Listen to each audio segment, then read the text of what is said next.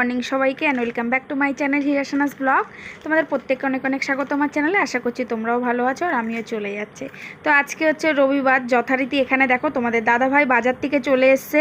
তো এখানে দেখো নিয়ে এসছে চিকেন আর নিয়ে এসছে পমপ্লেট মাছ।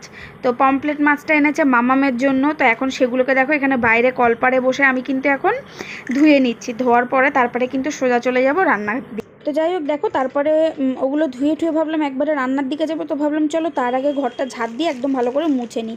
আর এই বাইরটাতে জানো তো মানে ঠাকুরঘরের এখানটায় না আমার একটু খুবই ধুলো হয়, যেহেতু আমি মেশিনে কাজ করি এখানটায় বসে। তো কাপড়ের টুকরো সুতো মুতো দেখো সব তলায় চলে যায়। তো ওইগুলোকে আমি হাত দিয়ে দেখো টেনে টেনে এখানে বার করছিলাম। তো এখানে ঝটপট করে এখন ঘরটা মুছে তারপরে কিন্তু একেবারে রান্নার দিকে যাব। তো আজকে পুরো সকাল থেকেই তোমাদের সাথে শেয়ার করলাম রবিবারটা মোটামুটি আমার কিভাবে কাটে, মানে ঝড়ঝাপটা। তো আজকে কিন্তু আমি যেহেতু ভয়েসটা পরে দিচ্ছি, তো আজকে আমি ভাত খেয়েছিলাম 5:30 সময়, কারণ আজকে প্রচুর কাজ ছিল বাইরে। তো যাই হোক বাইরে ঘরে সব দিকেই তো তারপরে করে ঠোরে মানে করতে করতে অনেক আর কি লেট হয়ে গেছে। তারপরে দেখো এখানে আমি চিকেন বসিয়ে দিয়েছি। তো আলুগুলোকে ভেজে আমি তুলে নিচ্ছি, আলুগুলোকে ভাজা হয়ে গেল, এরপরে চিকেনটা বসিয়ে দেবো। আর একটা স্পেশাল মানে নতুন একটা রেসিপি তোমাদের সাথে শেয়ার করব, সেটাও করব। তো আজকে আমি আগে একদিন করেছিলাম, তো সেটা আমি তোমাদের সাথে শেয়ার করা হয়নি, তো ভাবলাম চলো আজকে করব। তো আমি আগের দিন ফার্স্ট টাইমই করেছিলাম, আজকে হচ্ছে সেকেন্ড বার। তো সেটাও তোমাদের সাথে শেয়ার করব কীভাবে মানে করি। আর রেসিপিটা কিন্তু অসাধারণ লাগে, তোমরা যখন একটু পরে দেখতেই পাবে কী রেসিপি, তখন তোমরা নিজেরাই বুঝতে পারবে যে এটা কতটা ভালো লাগে। আর এটা কিন্তু মোটামুটি অনেকেই হয়তো করে থাকো, তো আমি ফার্স্ট মানে সেকেন্ড টাইম করলাম, তো ওই জন্য ভাবলাম চলো তোমাদের সাথে একটু শেয়ার করি। তো এখানে দেখো বলতে বলতে কিন্তু আমি এখানে চিকেনটা বসিয়ে দিচ্ছি, মানে পেঁয়াজ ভাজা শুরু করে দিয়েছি দেখো। আর যা যা মশলা টশলা সব আমি এখানে বেটে নিয়েছি, দেখতেই পেলে। তো যাই হোক চলো, আর মামামের জন্য আমার মাছের ঝোল করা হয়ে গেছে। ও চিকেনটা খুব একটা খেতে চায় না, তো ওই জন্য ভাবলাম চলো মাছ যখন এনেছে তাহলে ওকে আজকে মাছই দেবো। তো ওই জন্য তোমাদের দাদাভাইও বললো যে হ্যাঁ ওকে মাছটা করে দাও। তো একটু কাঁচকলা দিয়ে ওকে পমপ্লেট মাছের পাতলা করে ঝোল করে দিয়েছি, কারণ বেশ দুদিন আগে একটু মামামের শরীরটা খুব একটা ভালো ছিল না। তো ওই জন্যই আর কি মাছের ঝোলটাই দিলাম, কারণ মাছটাও খাক, কারণ চিকেনটা কতদূর খেতে চাইবে না চাইবে ওই জন্য আর কি। তো যাই হোক দেখো এখানে চলো এখন চিকেনটাকে ভালো করে মশলাটাকে কষিয়ে তারপরে চিকেনটা দিয়ে দেবো। তো দিয়ে ভালো করে আস্তে আস্তে চিকেনটা কিন্তু কষবে। আর এরপরেও অনেক কাজ রয়েছে, মানে আমি বলছি না আমার করতে করতে আমি স্নান করেছি অনেক বেলায় স্নান করার পরে 5টার সময় আমি একা একা বসে বসে ভাত খেয়েছি জানো না।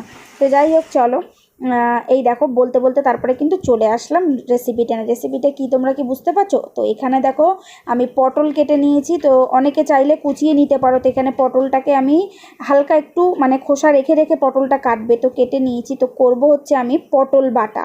তো এখানে দেখো আমি বেশ কিছু রসুনের কোয়া দিয়ে দিয়েছি, আর হচ্ছে পটলটাকে মিক্সিং জারে দিয়ে দিলাম বেশ কিছু কাঁচা লঙ্কা। তো অবশ্যই লঙ্কাটা যে যার স্বাদ অনুযায়ী দেবে। তো এখানে দিয়ে এটাকে কিন্তু আমি একটা স্মুথ পেস্ট তৈরি করে নেব।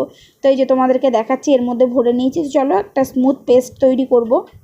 তো দেখো তার আগে ভাবলাম চলো মাংসটা একটু মানে খুলে একটু নাড়িয়ে চাড়িয়ে দিই। তো দেখো কতটা জল বেরিয়েছে। আর আজকে আমি মানে তোমার চিকেনটা কিন্তু বেশি ঝোল রাখবো না, তোমাদের দাদাভাই বলেছে একদম কষা কষা রাখো। তো এই দেখো এখানে এখন চিকেনটাকে কষতে দিয়ে তারপরে আমি ওটাকে পেস্ট করে নেব।